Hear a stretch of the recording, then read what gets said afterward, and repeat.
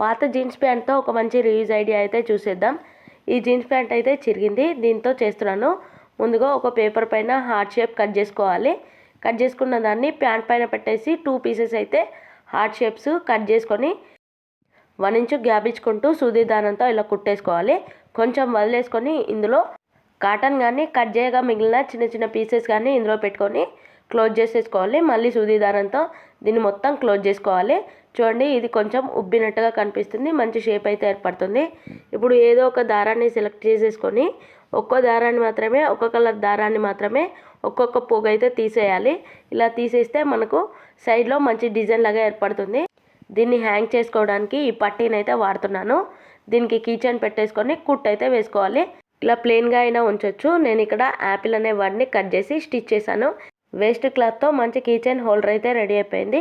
Video నచ్చితే ఒక చిన్న లైక్ చేసి సపోర్ట్ చేయండి.